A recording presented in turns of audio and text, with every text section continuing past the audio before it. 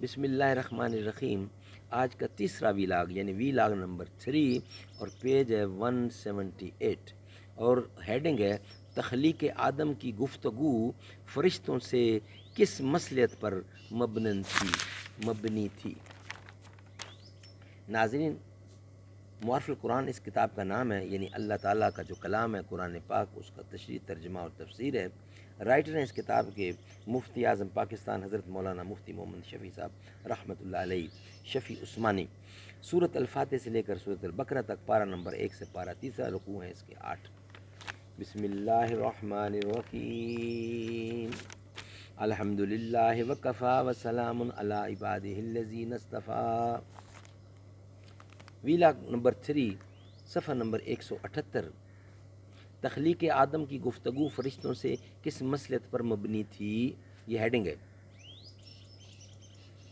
یہاں یہ بات غور طلب ہے کہ حضرت حق جل جلالہ جل و علا شانہ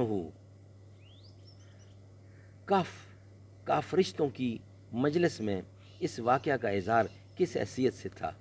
کیا ان سے مشورہ لینا مقصود تھا، یا محض ان کو اطلاع دینا پیش نظر تھا، یا فرشتوں کی زبان سے ان کی رائے کا اظہار کرانا اس کا منشا تھا؟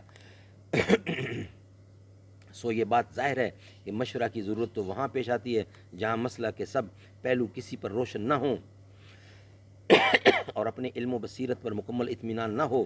اس لیے دوسرے عقلاء اور اہل دانش سے مشورہ کیا جاتا ہے، یا ایسی صورت میں جہاں حقوق دوسروں کے بھی مساوی ہوں تو ان کی رائے لینے کے لیے مشورہ ہوتا ہے، جیسے دنیا کی عام کونسلوں میں رائج ہے۔ اور یہ ظاہر ہے کہ یہاں دونوں صورتوں میں نہیں ہو سکتی یہاں دونوں صورتیں نہیں ہو سکتی۔ اللہ سبحانہ و تعالی خالق کائنات ہیں، ذرہ ذرہ کا علم رکھتے ہیں، اور ظاہر و باطن ہر چیز ان کے علم و بصر کے سامنے برابر ہے۔ ان کو کیا ضرورت کہ کسی سے مشورہ لیں؟ اسی طرح یہاں یہ بھی نہیں کہ کوئی پارلیمانی حکومت ہے جس میں تمام ارکان کے مساوی حقوق ہیں اور سب سے مشورہ لینا ضروری ہے، کیونکہ اللہ تعالیٰ ہی سب کے خالق اور مالک ہیں۔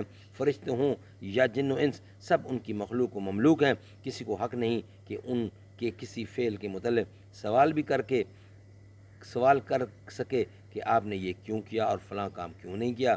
لا یسألوا اما یفعلوا وهم یسألون۔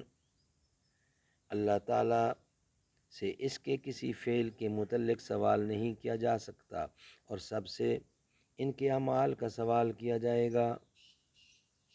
بات یہ ہے کہ در حقیقت یہاں مشورہ لینا مقصود نہیں اور نہ اس کی ضرورت ہے، مگر صورت مشورہ کی بنائی گئی جس میں مخلوق کو سنت مشورہ کی تعلیم کا فائدہ ہو سکتا ہے، جیسے رسول کریم صلی اللہ علیہ وسلم کو صحابہ کرام سے مشورہ لینے کی ہدایت قرآن مجید میں فرمائی گئی۔ حالانکہ آپ تو صاحب وحی ہیں، تمام معاملات اور ان کے تمام پہلو آپ کو بذریعہ وحی بتلائے جا سکتے ہیں، مگر آپ کے ذریعے مشورہ کی سنت جاری کرنے اور امت کو سکھانے کے لیے آپ کو بھی مشورے کی تاکید فرمائی گئی۔ غرض فرشتوں کی مجلس میں اس واقعہ کے اظہار سے ایک فائدہ تو تعلیم مشورہ کا حاصل ہوا، دوسرا فائدہ خود الفاظ قرآنی کے اشارے سے یہ معلوم ہوتا ہے کہ انسان کی پیدائش سے پہلے فرشتے یہ سمجھتے تھے کہ ہم سے زیادہ افضل و علم کوئی مخلوق اللہ تعالیٰ نے پیدا نہیں کی، نہ کریں گے۔ اور تفسیر ابن جریر میں حضرت عبداللہ بن عباس سے ایک روایت ہے، اس کی تصریح بھی ہے کہ خلقت آدم علیہ السلام سے پہلے فرشتے آپس میں کہتے تھے کہ لن یخلق اللہ خلقا اکرم علیہ منا ولا احلم، یعنی اللہ تعالیٰ کوئی مخلوق ہم سے افضل اور احلم پیدا نہیں فرما دیں گے۔ حضرت حق جل شانہ کے علم میں تھا کہ ایک ایسی مخلوق بھی پیدا کرنا ہے جو تمام مخلوقات سے زیادہ افضل و احلم ہوگی، اور جس کو اپنی خلافت و نیابت کا خلعت عطا کیا جائے۔ اس لیے فرشتے کی مجلس میں آدم علیہ السلام کو پیدا کرنے اور زمین کے نائب بنانے کا ذکر کیا گیا کہ وہ اپنے خیال کا اظہار کریں۔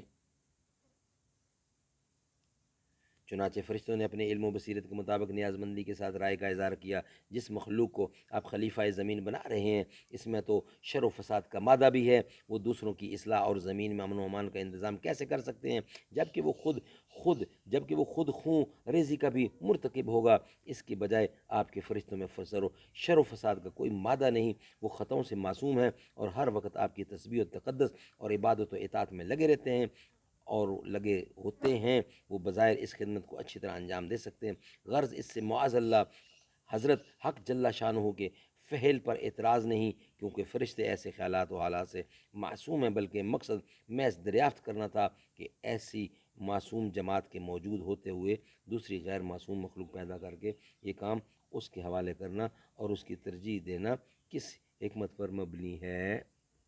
اللہ تعالیٰ سمجھ بوجھ دے، آمین ثم آمین بجا خاتم النبیین صلی اللہ علیہ وسلم۔